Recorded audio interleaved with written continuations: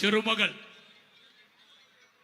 ശ്രീ പെരുമ്പത്തൂരിന്റെ മണ്ണിൽ മനുഷ്യ ബോംബ് പൊട്ടി അസ്ഥി കഷ്ണങ്ങളായി മാറിയ രാജീവ് ഗാന്ധിയുടെ പുത്രി, ഏറെക്കാലം വീട്ടമ്മയായി ഇന്ത്യൻ നാഷണൽ കോൺഗ്രസിന്റെ ദേശീയ പ്രസിഡന്റും MP ആയി ഇന്നും തുടരുന്ന സോണിയാഗാന്ധിയുടെ പുത്രി, നമ്മുടെ പ്രിയപ്പെട്ട ഈ രാജ്യത്തിന്റെ പ്രതിപക്ഷ നേതാവ് രാഹുൽ ഗാന്ധിയുടെ സഹോദരി, നമ്മളെല്ലാവരെയും അഭിസംബോധന ചെയ്യുന്നതിന് വേണ്ടി ഈ വേദിയിലേക്ക് നിങ്ങളെല്ലാവരുടെ സമ്മതത്തോടുകൂടി വോട്ടർമാരുടെ, വ്യാപാരികളുടെ, ഓട്ടോ ടാക്സി തൊഴിലാളികളുടെ, ഇവിടുത്തെ ജനാധിപത്യ വിശ്വാസികളുടെ പേരിൽ സ്വാഗതം ചെയ്തുകൊണ്ട് ഈ വേദിയിലോട്ട് ക്ഷണിക്കുകയാണ്.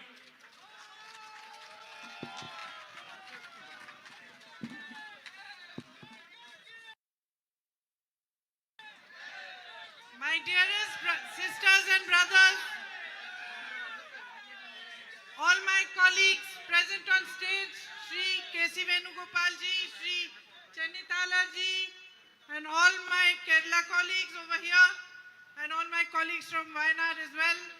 I welcome all of you to this meeting, and I want to say how grateful I am for the immense love that all of you are giving me.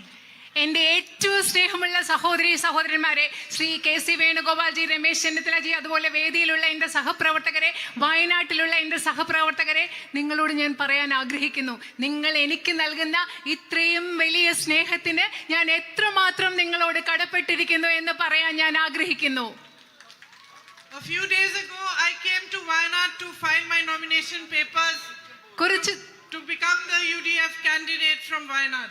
കുറച്ച് ദിവസങ്ങൾക്ക് മുമ്പ് ഞാൻ വയനാട്ടിൽ എൻ്റെ നാമനിർദ്ദേശ പത്രിക സമർപ്പിക്കാൻ, ഐക്യ ജനാധിപത്യ മുന്നണിയുടെ വയനാട്ടിലെ സ്ഥാനാർത്ഥിയാകാൻ വേണ്ട നാമനിർദ്ദേശ പത്രിക സമർപ്പിക്കാൻ വേണ്ടി ഞാൻ വയനാട്ടിൽ വന്നു. I was arriving in my hotel at around 8 o'clock at night when on this road I saw 3 or 4 people standing, so I stopped and started speaking to them. അന്ന് നാമനിർദ്ദേശ പത്രിക കൊടുക്കാൻ വന്നപ്പോൾ തലേ ദിവസം രാത്രിയിൽ ഞാൻ ഹോട്ടലിലേക്ക് വരുന്ന വഴിയിൽ രാത്രിയായിരുന്നു. ആ സമയത്തുള്ള റോഡിൽ 3-4 പേരുണ്ടായിരുന്നു. അവർ നിന്നപ്പോൾ ഞാൻ അവിടെ നിർത്തി. അവരെന്തോ സംസാരിക്കായിരുന്നു, ഞാൻ അവിടെ നിർത്തി. One of them was from the army. അതിൽ ഒരാൾ ആർമിയിൽ നിന്നുള്ള ആളായിരുന്നു.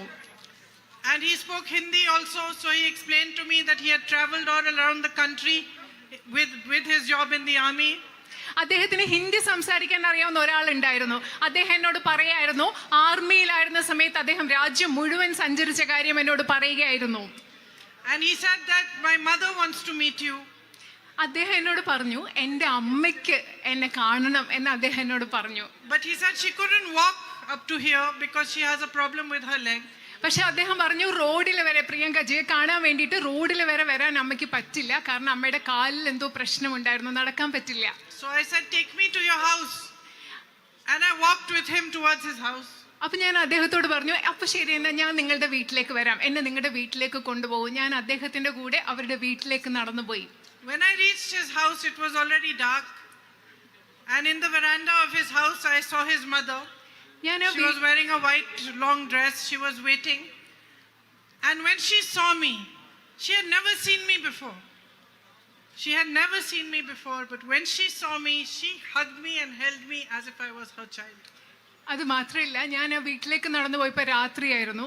ആ സമയത്ത് വരാന്തയിൽ ഞാൻ അദ്ദേഹത്തിൻ്റെ അമ്മയെ കണ്ടു. വെള്ള ഡ്രസ് ഇട്ടിരിക്കുന്ന അമ്മയായിരുന്നു. ആ അമ്മ എന്നെ ആദ്യമായിട്ട് കാണുകയാണ്. മുമ്പ് അമ്മ എന്നെ കണ്ടിട്ടേ ഇല്ല. പക്ഷെ എന്നെ കണ്ടപ്പോൾ സ്വന്തം മകളെ പോലെ എന്നെ ആലിംഗനം ചെയ്ത് ആ അമ്മ ചേർത്ത് പിടിക്കുകയായിരുന്നു വയനാട്ടിൽ. And I can truthfully tell you, I did not feel any difference in the way she held me and the way my mother holds me. ഞാൻ നിങ്ങളോട് സത്യസന്ധമായിട്ട് പറയട്ടെ, ആ അമ്മ എങ്ങനെ എന്നെ ആലിംഗനം ചെയ്ത് ചേർത്ത് പിടിച്ചപ്പോൾ എൻ്റെ അമ്മ എന്നെ ആലിംഗനം ചെയ്യുന്നതും ആ അമ്മ എന്നെ ആലിംഗനം ചെയ്തതും തമ്മിൽ ഒരു വ്യത്യാസവും എനിക്ക് തോന്നിയില്ല എന്ന് ഞാൻ നിങ്ങളോട് പറയുകയാണ്. She held my hand and took me in her home. She made me sit down and she put her rosary in my hand. അതുമാത്രമല്ല, ആ അമ്മ എൻ്റെ കൈ പിടിച്ചു എന്നെ വീട്ടിൽ കൊണ്ടുപോയി അവിടെ ഇരുത്തി. അതുമാത്രമല്ല, ആ അമ്മയുടെ കയ്യിലുണ്ടായിരുന്ന കൊന്ത എൻ്റെ കയ്യിൽ വെച്ച് തന്നു. Her name is Frisia and she told me, this rosary you give to your mother. അത് മാത്രമല്ല, ആ അമ്മയുടെ പേരെന്തായിരുന്നു അറിയോ? ഫ്രീസിയ. എൻ്റെ കയ്യിൽ കൊന്ത വെച്ച് തന്നിട്ട് ആ അമ്മ എന്നോട് പറഞ്ഞു, ഈ റോസറി, ഈ കൊന്ത കൊണ്ടുപോയി നിങ്ങളുടെ അമ്മയ്ക്ക് കൊടുക്കണം, അതായത് സോണിയ മാമിന് കൊടുക്കണം എന്നാണ് ആ അമ്മ എന്നോട് പറഞ്ഞത്. I felt like I have not even stepped into Wayanad and I already have a mother here. അത് മാത്രമല്ല, എനിക്ക് എന്താ തോന്നിയെന്നറിയോ, ഞാൻ വയനാട്ടിലോടൊന്ന് കാലെടുത്ത് വെച്ചതേ ഉള്ളൂ, അപ്പോഴേ എനിക്ക് ഇവിടെ ഒരു അമ്മയെ കിട്ടിയെന്നാണ് അന്നത്തെ ദിവസം എനിക്ക് തോന്നിയത്.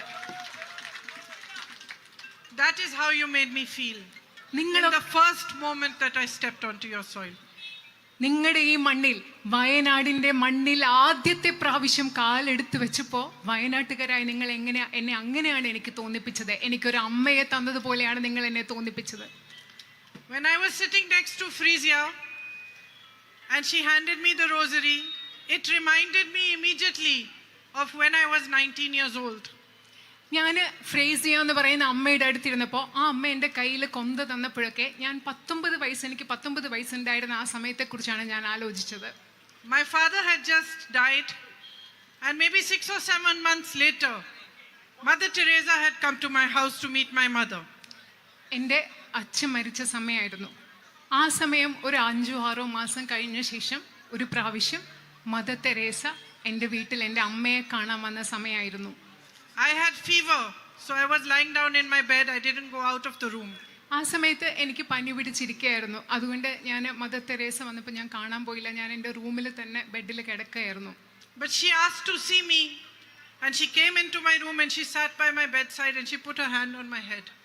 പക്ഷെ മദർ തെരേസ എനിക്ക് പോയി കാണാൻ പറ്റിയില്ല. പക്ഷെ എന്നെ കാണണമെന്ന് പറഞ്ഞ് ആ റൂമിൽ വന്നു. ഞാൻ കിടക്കുകയായിരുന്നു. അമ്മ എൻ്റെ തലയിൽ ഇങ്ങനെ കൈവച്ചു. And just like Frisia, she took my hand and she put her rosary in my hand. ഇപ്പോൾ കഴിഞ്ഞ പ്രാവശ്യം വയനാട്ടിൽ വന്നപ്പോൾ ഫ്രേസിയ എന്ന അമ്മ എൻ്റെ കയ്യിൽ ആ കൊന്ത വെച്ച് തന്നതുപോലെ അന്ന് മദർ തെരേസ എൻ്റെ കൈ പിടിച്ച് മദർ തെരേസയുടെ കയ്യിലിരുന്ന കൊന്ത എൻ്റെ കയ്യിൽ വെച്ച് തന്നു. And I think she saw that I was suffering because my father had died and I was troubled. And she probably may have realized that maybe I had fever because I was suffering and I was sad. ആ സമയം എൻ്റെ അച്ഛൻ മരിച്ചു കഴിഞ്ഞ സമയമായിരുന്നു. അന്ന് mother തെരേസയ്ക്ക് മനസ്സിലായിട്ടുണ്ടാവും ഞാൻ വലിയ ബുദ്ധിമുട്ടിലൂടെ കടന്നു പോവുകയാണ്, ഞാൻ വിഷമിച്ചിരിക്കുകയാണ്, ഞാൻ കഷ്ടപ്പാടിലൂടെ കടന്നു പോവുകയാണ്, അതുകൊണ്ടാണ് എനിക്ക് പനി പിടിച്ചതെന്നൊക്കെ മനസ്സിലാക്കിയിട്ടാവും ഒരുപക്ഷെ ആ കൊന്ത എൻ്റെ കയ്യിൽ വെച്ച് തന്നത്. And she said to me, "You come and work with me."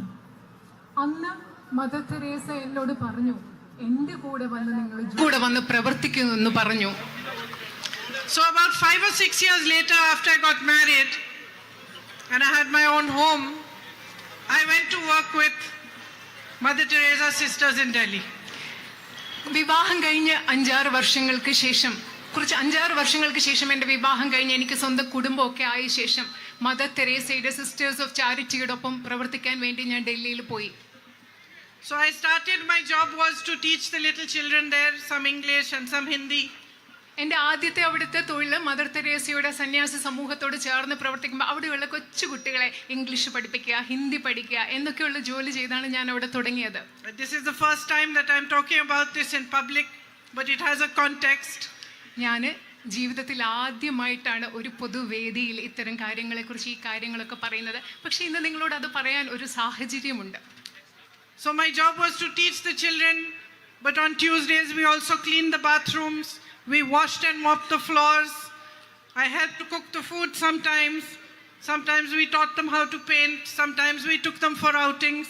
കുട്ടികളെ പഠിപ്പിക്കുകയായിരുന്നു എൻ്റെ ജോലി. പക്ഷെ ചില ദിവസങ്ങളിൽ എനിക്ക് പാചകം ചെയ്യേണ്ടി വരും. ചൊവ്വാഴ്ച ദിവസങ്ങളിൽ പാചകം ചെയ്യണം, അവിടെയൊക്കെ വൃത്തിയാക്കേണ്ടി വരും. കുട്ടികളെ ചിലപ്പോൾ പെയിൻറ് ചെയ്യാൻ പഠിപ്പിക്കേണ്ടി വരും. ചിലപ്പോൾ ഈ കുട്ടികളെ കൊണ്ട് പുറത്തു പോകേണ്ടി വരും. ഇതൊക്കെയാണ് അവിടെ ചെയ്തിരുന്നത്. And by working with them, I began to understand their suffering and their pain and what service means. അവരോടൊപ്പം പ്രവർത്തിക്കുമ്പോൾ, മദർ തെരേസയുടെ സന്യാസി സമൂഹത്തോടൊപ്പം പ്രവർത്തിക്കുമ്പോൾ എനിക്ക് മനസ്സിലായി കഷ്ടപ്പാട് എന്താണ്, ദുഃഖം എന്താണ് എന്ന് മനസ്സിലായി. അതുപോലെ സേവനം എന്താണ് എന്ന് എനിക്ക് ആ സമയത്ത് മനസ്സിലായി. And how a community can support those who have less, those who are suffering, those who are in trouble. അതുപോലെ അന്ന് എനിക്ക് മനസ്സിലായി എങ്ങനെയാണ് ഒരു സമൂഹത്തിന് ഒരുമിച്ച് ചേർന്ന് നിന്നുകൊണ്ട് കഷ്ടപ്പെടുന്നവരെ, നമ്മളെക്കാൾ കുറച്ചുള്ളവരെ, ബുദ്ധിമുട്ടുള്ളവരെ എങ്ങനെയാണ് സഹായിക്കാൻ പറ്റുക എന്ന് എനിക്ക് മനസ്സിലായി. When I came here with my brother after the terrible landslide, കഴിഞ്ഞ പ്രാവശ്യം ചൂരൽ മലയിലെ ഏറ്റവും വലിയ അവിടുത്തെ ഉണ്ടായ ബുദ്ധിമുട്ടിന് ശേഷം, അവിടുത്തെ മണ്ണിടിച്ചിലിന് ശേഷം ഇവിടെ വന്നപ്പോൾ, എൻ്റെ സഹോദരൻ്റെ കൂടി വന്നപ്പോൾ അതെനിക്ക് മനസ്സിലായി. I immediately recognized the way the community came together to help people. ഇവിടെ വന്നപ്പോൾ എനിക്ക് പെട്ടെന്ന് മനസ്സിലായി എങ്ങനെയാണ് വയനാട്ടിലെ ഒരു സമൂഹം മുഴുവൻ ബുദ്ധിമുട്ട് അനുഭവിക്കുന്ന ജനങ്ങളെ സഹായിക്കാൻ വേണ്ടി ഒരുമിച്ച് വന്നതെന്ന്. I saw that each one of you, no matter what religion you were from, no matter what your profession was, each one of you did whatever you could to help the other. നിങ്ങൾ ഓരോരുത്തരും നിങ്ങളുടെ മതം എന്തായിക്കൊള്ളട്ടെ, നിങ്ങളുടെ തൊഴിൽ എന്തായിക്കൊള്ളട്ടെ, ആ സാഹചര്യത്തിൽ ബുദ്ധിമുട്ട് വന്നവരെ കഷ്ടപ്പെടാൻ നിങ്ങൾ ആവുന്നത് നിങ്ങൾ ഓരോരുത്തരും ചെയ്തതാണ് എനിക്ക് കാണാൻ സാധിച്ചത്. Many times in situations like this where there are disasters, you also see human greed. You see people trying to be greedy or taking more away from those who are suffering. I never saw that over here. നിങ്ങൾക്കറിയാം, ഇതുപോലെയുള്ള പ്രകൃതിക്ഷോഭങ്ങൾ ഉണ്ടാകുമ്പോൾ പലയിടത്തും മനുഷ്യരുടെ അത്യാഗ്രഹം നമ്മൾ കാണാറുണ്ട്. മനുഷ്യർ പലതും മറ്റുള്ളവർക്ക് ആവശ്യമുള്ള കാര്യങ്ങൾ എടുത്തു പോകുന്നത് കാണാനുണ്ട്. പക്ഷേ ഞാനത് ഒരിക്കലും മനുഷ്യൻ അത്യാഗ്രഹത്തോടെ പെരുമാറുന്നത് ഞാൻ വയനാട്ടിൽ കണ്ടില്ല. Even the youngest of children who had lost their entire families had a lot of dignity. They talked to us, they spoke to us with dignity, with a certain inner pride, which made me proud of them. നിങ്ങൾക്കറിയാം, അത് മാത്രമല്ല, ഏറ്റവും ചെറിയ കുട്ടികൾ പോലും, ജീവിതത്തിൽ എല്ലാവരെയും നഷ്ടപ്പെട്ട ചെറിയ കുട്ടികൾ പോലും ഞങ്ങളോട് സംസാരിച്ചത് അന്തസ്സോടുകൂടിയാണ്. അവരുടെ ഉള്ളിൽ ആത്മാഭിമാനത്തോടു കൂടിയാണ് ഞങ്ങളോട് അവർ സംസാരിച്ചത്. അത് കണ്ടപ്പോൾ എനിക്ക് അവരെക്കുറിച്ച് വളരെയധികം അഭിമാനം തോന്നി. You are a courageous people. It's in your history. You fought against the British. You rose up when people were afraid to rise. നിങ്ങൾ വയനാട്ടിലെ ജനങ്ങൾ എന്ന് പറയുന്നത് ധൈര്യമുള്ള ജനങ്ങളാണ്. അത് നിങ്ങളുടെ ചരിത്രത്തിലുണ്ട്. നിങ്ങൾ ബ്രിട്ടീഷുകാർക്കെതിരെ എല്ലാവരും പൊടപെടുത്താൻ ഭയന്നപ്പോൾ നിങ്ങൾ ധൈര്യത്തോടെ പോരാടിയവരാണ് ഇവിടുത്തെ ജനങ്ങൾ. You have a beautiful, I would say, this whole, all your hills, your forests are so beautiful. I was flying over them today and I could see the river was looking like a silver string running through it. It was so beautiful. You have a beautiful land. നിങ്ങളുടെ വയനാട് എന്ന് പറയുന്നത് എന്ത് മനോഹരമായ ഒരു ഭൂമിയാണ്. നിങ്ങളുടെ മലകളും ഇവിടുത്തെ മരങ്ങളും ഒക്കെ. ഞാൻ ഇന്ന് വയനാട്ടിന് മുകളിലൂടെ പറന്നപ്പോൾ നദികൾ, ചെറിയ വെള്ളി രേഖകൾ പോലെ നദികൾ കാണുന്നു. വളരെ മനോഹരമായ ഒരു ഭൂമിയാണ് നിങ്ങൾക്ക് ഇവിടെ വയനാട്ടിലുള്ളത്. A rich history, the Arakal caves, and a history of harmony amongst people, where everyone from every religion lives in harmony and peace together. നിങ്ങൾക്ക് വളരെ സമ്പന്നമായ ഒരു ചരിത്രമുണ്ട്. ഇടയ്ക്കൽ ഗുഹകളൊക്കെ ചേർന്നിട്ടുള്ള സമ്പന്നമായ ഒരു ചരിത്രം. അത് മാത്രമല്ല, എല്ലാ മതങ്ങളിൽപ്പെട്ട ആളുകളും സൗഹാർദ്ദത്തോടുകൂടി ജീവിക്കുന്ന ഒത്തൊരുമയുടെ ഒരു പാരമ്പര്യവും ചരിത്രവും കൂടി വയനാട്ടിനുണ്ട്. You are an agricultural community that feeds the whole nation. നിങ്ങളൊരു കർഷക സമൂഹമാണ്. സമൂഹത്തിന് മുഴുവൻ, രാജ്യത്തിന് മുഴുവൻ അന്നം നൽകുന്ന കർഷക സമൂഹം. Your values are strong. You believe in equality, social justice. It is apparent everywhere. You are followers of Narayan Guruji. നിങ്ങളുടെ മൂല്യങ്ങൾ വളരെ ശക്തമാണ്. നിങ്ങൾ തുല്യതയിൽ വിശ്വസിക്കുന്നു, സാമൂഹിക നീതിയിൽ വിശ്വസിക്കുന്നു. കേരളത്തിലെ ജനങ്ങൾ ശ്രീനാരായണ ഗുരുവിന്റെ പിൻഗാമികളാണ്. അദ്ദേഹത്തിന്റെ ആശയങ്ങൾ ഉൾക്കൊള്ളുന്നവരാണ്. And you honor the teachings of all the religions of people who live here. അത് മാത്രമല്ല, ഈ നാട്ടിൽ ജീവിച്ചിരുന്ന മഹാന്മാരായ വ്യക്തികളുടെ എല്ലാ മതങ്ങളിലും ഉള്ളവരുടെ അവർ പഠിപ്പിച്ചത് എന്താണോ, ആശയങ്ങൾ എന്താണോ, അതിനെ നിങ്ങൾ ഓരോരുത്തരും ആദരിക്കുന്നു. How can I not be the proudest person in India today to have this opportunity to represent you? ഇന്ന് ഞാൻ എങ്ങനെയാണ് ഇന്ത്യയിലെ ഏറ്റവും അഭിമാനമുള്ള വ്യക്തിയായി മാറുന്നത്? വയനാടിനെ പ്രതിനിധീകരിക്കുക, വയനാട്ടിലെ ജനപ്രതിനിധിയാകുന്ന എന്നതിലൂടെ ഇന്ത്യയിലെ ഏറ്റവും അഭിമാനമുള്ള വ്യക്തിയായി എനിക്ക് മാറാതിരിക്കാൻ കഴിയുന്നത് എങ്ങനെയാണെന്ന്. If you elect me, it will be the greatest honor for me. നിങ്ങൾ എന്നെ നിങ്ങളുടെ ജനപ്രതിനിധിയായി തെരഞ്ഞെടുക്കുകയാണെങ്കിൽ എനിക്ക് കിട്ടുന്ന ഏറ്റവും വലിയ ആദരമായി ഞാൻ അതിനെ കണക്കാക്കും. You know the times we are living in, when there is a BJP government at the center.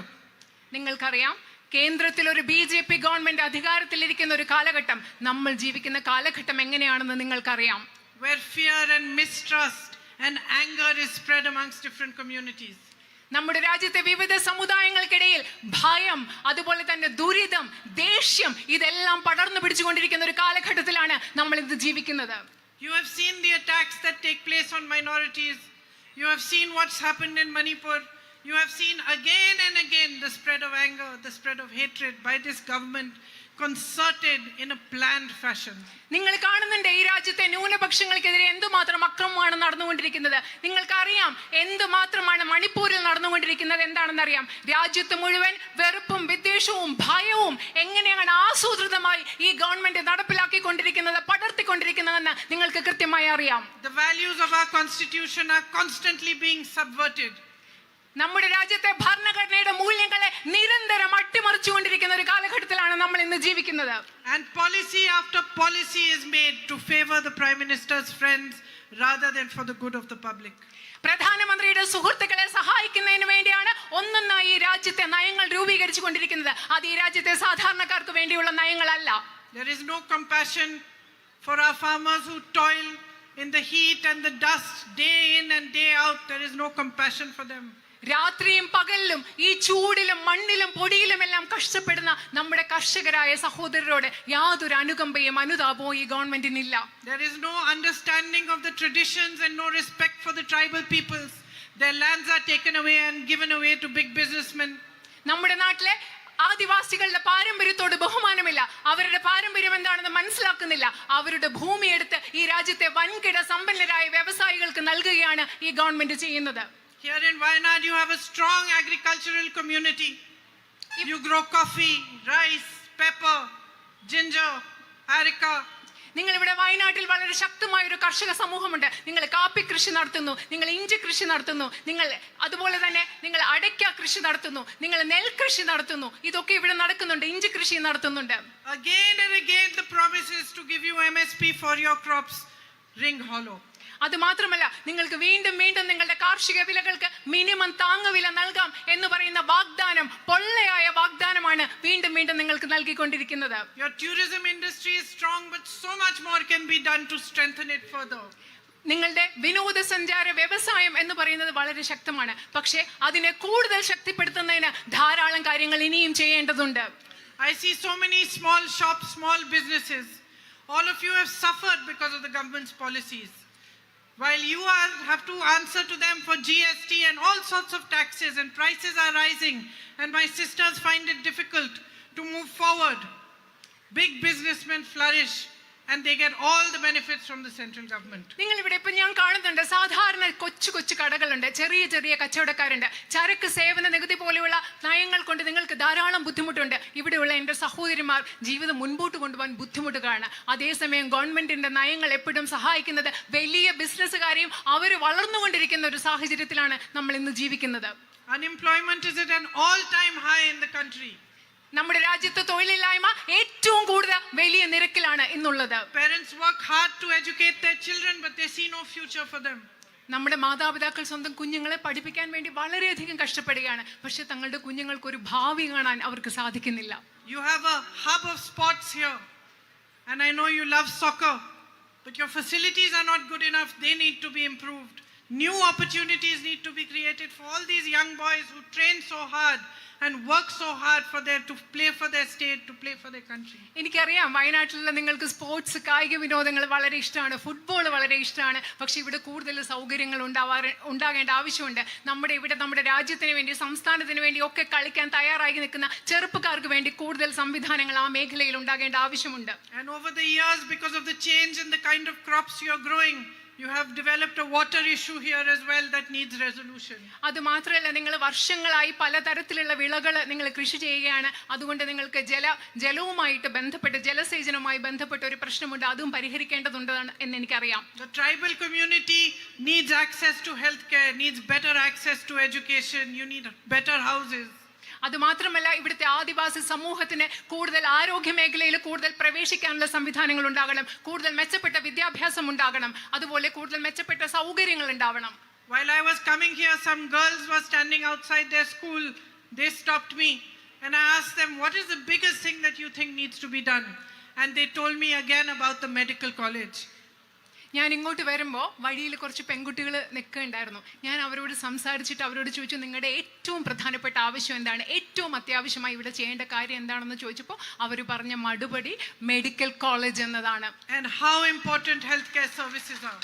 എനിക്കറിയാം ആരോഗ്യ പരിരക്ഷാ സംവിധാനങ്ങൾ എത്രമാത്രം പ്രധാനപ്പെട്ടതാണെന്ന് അറിയാം. I know my brother has been fighting for it, and he has managed, at least with some pressure, to get some progress.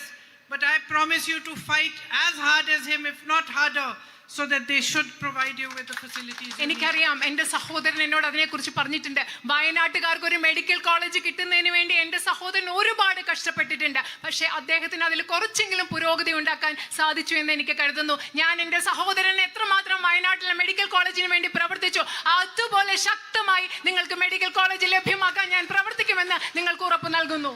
Another gentleman stopped me on the road while coming here, and he told me, he said, promise me that you are going to fight about the night ban, because I come from that side and I do not get leave of 2 days, and I have to leave at 4 o'clock to be able to come through the forest. He said, promise me you will fight for it.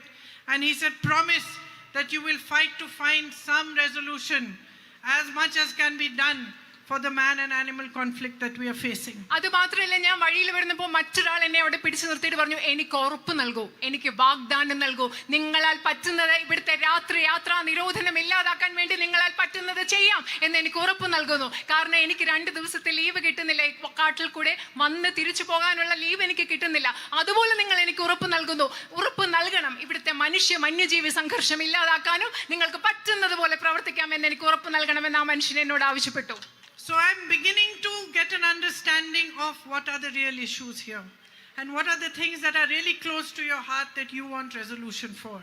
ഈ സംസാരത്തിൽ നിന്നൊക്കെ ഞാൻ മനസ്സിലാക്കി തുടങ്ങുകയാണ് വയനാട്ടുകാരുടെ പ്രശ്നങ്ങൾ എന്തൊക്കെയാണ്. നിങ്ങളുടെ മനസ്സിനോട് അടുത്ത് നിൽക്കുന്ന ഏറ്റവും പ്രധാനപ്പെട്ടതായി പരിഹരിക്കേണ്ട നിങ്ങളുടെ പ്രശ്നങ്ങൾ എന്താണെന്ന് ഞാൻ മനസ്സിലാക്കി തുടങ്ങുകയാണ്. But this is just the beginning for me.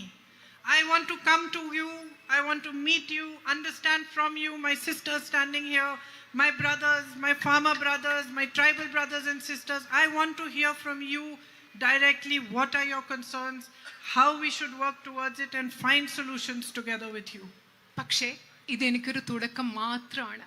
ഞാൻ ഇവിടെ നിൽക്കുന്ന നിങ്ങളോട്, ഇവിടെ നിൽക്കുന്ന എൻ്റെ സഹോദരങ്ങൾ, ഇവിടെ എൻ്റെ സഹോദരിമാർ, അതുപോലെ തന്നെ കർഷകരായ എൻ്റെ സഹോദരൻ, അതുപോലെ ആദിവാസികളായ സഹോദരൻ, നിങ്ങളുടെ ഓരോരുത്തരുടെയും അടുത്ത് വന്ന് സംസാരിച്ച് നിങ്ങളുടെ പ്രശ്നങ്ങൾ എന്താണെന്ന് മനസ്സിലാക്കണമെന്ന് എനിക്ക് ആഗ്രഹമുണ്ട്. I understand what my responsibility is. When I see you all standing here and you have come here to hear me speak, I know that you are coming here out of love for my brother also. എനിക്ക് എൻ്റെ ഉത്തരവാദിത്വം എന്താണെന്ന് കൃത്യമായി അറിയാം, വ്യക്തമായി അറിയാം. നിങ്ങളെല്ലാവരും ഇവിടെ വന്ന് ഇന്ന് സ്നേഹത്തോടു കൂടി എന്നെ കേൾക്കാൻ വന്നു നിൽക്കുമ്പോൾ എനിക്കറിയാം നിങ്ങളിവിടെ വന്ന് നിൽക്കുന്നത് എൻ്റെ സഹോദരനോടുള്ള സ്നേഹം കൂടി കൊണ്ടാണെന്ന് എനിക്ക് വളരെ നന്നായി അറിയാം. I am his sister. I know what a heavy heart he had when he had to leave you. ഞാൻ അദ്ദേഹത്തിൻ്റെ സഹോദരിയാണ്. നിങ്ങളെ Wayanad is laughing, he also knows. നിങ്ങളെ വയനാട്ടിലെ മണ്ഡലം ഉപേക്ഷിക്കേണ്ടി വന്നപ്പോൾ, വയനാട്ടിലെ ജനങ്ങളിൽ നിന്ന് മാറി നിൽക്കേണ്ടി വന്നപ്പോൾ അദ്ദേഹത്തിൻ്റെ മനസ്സിൽ എത്രമാത്രം ദുഃഖമുണ്ടായിരുന്നു എന്ന് എനിക്കറിയാം. വേണുജി ചിരിക്കുകയാണ്, കാരണം അദ്ദേഹത്തിനും അതിനെപ്പറ്റി അറിയാം. You gave him love when everybody had turned their back on him. എല്ലാവരും അദ്ദേഹത്തിനെതിരെ തിരിഞ്ഞപ്പോൾ വയനാട്ടിലെ നിങ്ങൾ ഓരോരുത്തരും അദ്ദേഹത്തിന് സ്നേഹം നൽകി. It is you, each one of you, each one standing here, each person who lives in Wayanad, every brother, every sister, every child, every mother, every father who gave him the courage to walk 4,000 kilometers and travel another 4,000 kilometers across this country for unity and peace. അത് മാത്രമല്ല, ഇത് നിങ്ങൾ ഓരോരുത്തരുമാണ്.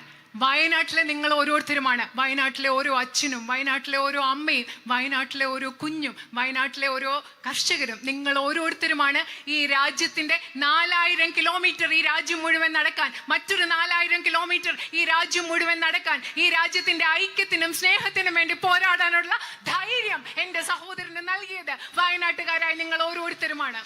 He has a deep relationship with you. He even tells me, not just in public, in private also he tells me that you are his family. He does not treat you like an electorate, he treats you like a family. അദ്ദേഹത്തിന് നിങ്ങളോട് വളരെ ആഴത്തിലുള്ള ഒരു ബന്ധമുണ്ട്. പൊതുവേദിയിൽ മാത്രമല്ല, സ്വകാര്യമായിട്ട് അദ്ദേഹം എന്നോട് പറയും, നിങ്ങളെ അദ്ദേഹം കാണുന്നത് അദ്ദേഹത്തിന് വോട്ട് ചെയ്യുന്ന സമ്മതിദായകരായിട്ടല്ല, അദ്ദേഹത്തിൻ്റെ മണ്ഡലത്തിലെ ആളുകളായിട്ടല്ല, വയനാട്ടുകാരെ സ്വന്തം കുടുംബമായിട്ടാണ് അദ്ദേഹം കാണുന്നത്. Today we are fighting a very big battle. ഇന്ന് നമ്മൾ വലിയൊരു യുദ്ധമാണ്, പോരാട്ടമാണ് നമ്മൾ ഇന്ന് നടത്തിക്കൊണ്ടിരിക്കുന്നത്. And he is leading that battle. ആ യുദ്ധം, ആ പോരാട്ടത്തെ നയിക്കുന്നത് എൻ്റെ സഹോദരനായ അദ്ദേഹമാണ്. And all of us are fighting for the values on which this country was built. നമ്മൾ എല്ലാവരും ഇന്ന് പോരാടുന്നത് ഈ രാജ്യം ഏത് മൂല്യങ്ങളുടെ അടിസ്ഥാനത്തിലാണോ നിർമ്മിക്കപ്പെട്ടിരിക്കുന്നത് ആ മൂല്യങ്ങൾക്ക് വേണ്ടിയാണ്. We are fighting for the values of our constitution. നമ്മൾ നമ്മുടെ ഭരണഘടനാ മൂല്യങ്ങൾക്ക് വേണ്ടിയാണ് ഇന്ന് പോരാടിക്കൊണ്ടിരിക്കുന്നത്. Today we are fighting for democracy. നമ്മൾ ജനാധിപത്യത്തിന് വേണ്ടിയാണ് ഇന്ന് പോരാടിക്കൊണ്ടിരിക്കുന്നത്. Today we are fighting for equality. നമ്മൾ ഇന്ന് തുല്യതയ്ക്ക് വേണ്ടിയാണ് പോരാടിക്കൊണ്ടിരിക്കുന്നത്. Today we are fighting for the truth. നമ്മൾ ഇന്ന് സത്യത്തിന് വേണ്ടിയാണ് പോരാടിക്കൊണ്ടിരിക്കുന്നത്. And each one of you is an important soldier in this fight. ഈ പോരാട്ടത്തിൽ ഇവിടെ നിൽക്കുന്ന നിങ്ങൾ ഓരോരുത്തരും ഇതിൽ ഓരോ പോരാട്ടത്തിലെ ഒരു പ്രധാനപ്പെട്ട ഭടനാണ് എന്ന് പറയാൻ ഞാൻ ആഗ്രഹിക്കുന്നു. So please understand that along with me you also have a responsibility towards your country. നിങ്ങൾ പ്രധാനപ്പെട്ടതായി ഒന്ന് മനസ്സിലാക്കുക, എന്നോടൊപ്പം നിങ്ങൾക്ക് ഓരോരുത്തർക്കും ഈ രാജ്യത്തോട് ഒരു വലിയ ഉത്തരവാദിത്വമുണ്ടെന്ന് നിങ്ങൾ മനസ്സിലാക്കുക. Because if there is a time to stand for what is right, if there is a time to stand for the truth, if there is a time to stand up for democracy, it is now. എപ്പോഴെങ്കിലും ഈ രാജ്യത്ത് സത്യത്തിന് വേണ്ടി നിൽക്കേണ്ട ഒരു സമയമുണ്ടെങ്കിൽ, എപ്പോഴെങ്കിലും ഈ രാജ്യത്ത് ശരിക്ക് വേണ്ടി നിൽക്കേണ്ട ഒരു സമയമുണ്ടെങ്കിൽ, എപ്പോഴെങ്കിലും ഈ രാജ്യത്ത് ജനാധിപത്യത്തിന് വേണ്ടി നിൽക്കുന്ന ഒരു സമയമുണ്ടെങ്കിൽ അത് ഇന്നാണ്, ഈ സമയമാണെന്ന് നിങ്ങളോട് പറയാൻ ഞാൻ ആഗ്രഹിക്കുന്നു. And each one of you with this one vote of yours can stand up for the right thing. നിങ്ങൾക്ക് ഓരോരുത്തർക്കും ലഭ്യമായ ഈ ഒരു വോട്ട് കൊണ്ട് എന്താണ് ശരി, ആ ശരിക്ക് വേണ്ടി നിലനിൽക്കാൻ സാധിക്കും. So somebody asked me, one journalist, while I was coming here, what is your expectation, Priyanka ji? ഞാൻ ഇങ്ങോട്ട് വരുമ്പോൾ ഒരാൾ ചോദിച്ചു, ഒരു പത്രപ്രവർത്തകൻ എന്നോട് ചോദിച്ചു, പ്രിയങ്കാജി താങ്കളുടെ പ്രതീക്ഷ എന്താണ്?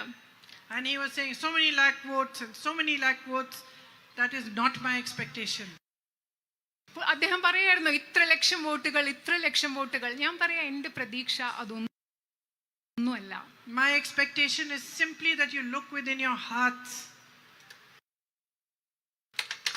എൻ്റെ പ്രതീക്ഷ എന്ന് പറയുന്നത്, എൻ്റെ ഒരേ ഒരു പ്രതീക്ഷ എന്ന് പറയുന്നത്, നിങ്ങൾ നിങ്ങളുടെ ഹൃദയങ്ങളിലേക്ക് തിരിഞ്ഞു നോക്കണം എന്നതാണ് എൻ്റെ ഒരേ ഒരു പ്രതീക്ഷ. And you recognize what is happening around you today, and you recognize that this is the time where your vote has to go for democracy, for peace, for equality, for India.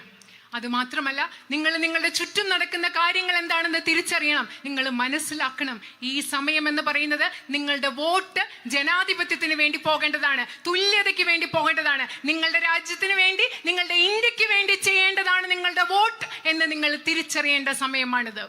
As far as I am concerned, if you choose to elect me as your member of parliament, I can promise you this: I will work as hard for you as I possibly can. ഞാൻ നിങ്ങളോട് ഒരു കാര്യം പറയട്ടെ, നിങ്ങൾ എന്നെ നിങ്ങളുടെ പ്രതിനിധിയായി തിരഞ്ഞെടുക്കുകയാണെങ്കിൽ ഈ കാര്യം എനിക്ക് ഉറപ്പ് നൽകാൻ സാധിക്കും. എനിക്ക് പറ്റുന്ന അത്രയും, എനിക്ക് സാധ്യമായ അത്രയും നിങ്ങൾക്ക് വേണ്ടി കഷ്ടപ്പെടാൻ, കഠിനാധ്വാനം ചെയ്യാൻ ഞാൻ തയ്യാറാണെന്ന് ഞാൻ നിങ്ങൾക്ക് ഉറപ്പ് നൽകുന്നു. I will stand side by side with you and I will fight for your issues.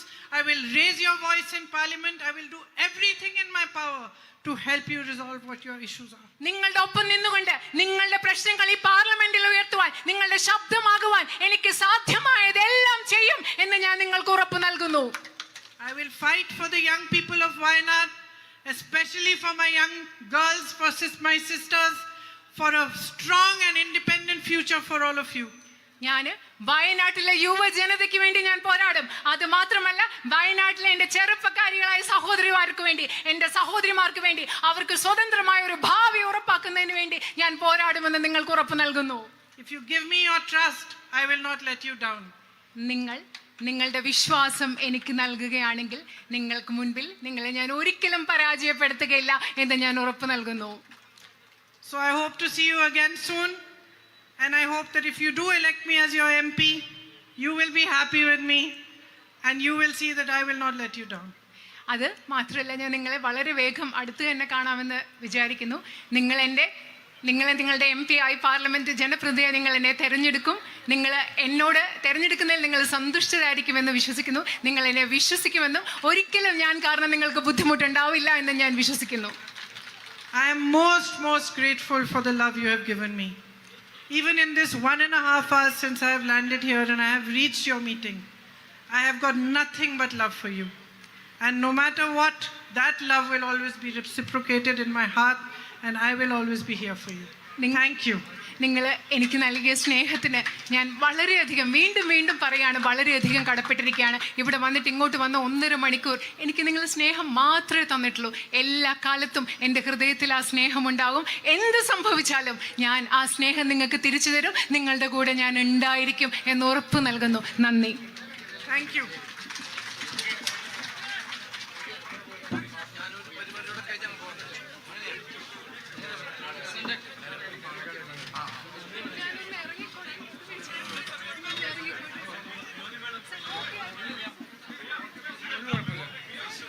പ്രിയമുള്ളവരെ, നമ്മുടെ പ്രിയങ്കരിയായ പ്രിയങ്ക ഗാന്ധി നമ്മോട് ഓരോരുത്തരും വന്ന് നേരിട്ട് വോട്ട് ചോദിക്കുന്നതിന് വേണ്ടിയിട്ടാണ് ഇവിടെ എത്തിയിട്ടുള്ളത്. അവർ നിങ്ങളോട് വോട്ട് ചോദിച്ചുകൊണ്ട് അവരുടെ പാർലമെൻറ്റിലേക്ക് വൻ ഭൂരിപക്ഷത്തോടുകൂടി അയക്കണമേ എന്ന് അഭ്യർത്ഥിക്കാൻ വേണ്ടി വന്നതാണ്. നിങ്ങൾ ഓരോരുത്തരും നൽകിയ സ്വീകരണത്തിന്, ഇത്ര വലിയൊരു സ്വീകരണത്തിന് മീനങ്ങാടി കമ്മിറ്റിയുടെ, UDF കമ്മിറ്റിയുടെ അഗാധമായ നന്ദി എല്ലാവർക്കും വേണ്ടി അർപ്പിക്കുകയാണ്. ജയ് UDF.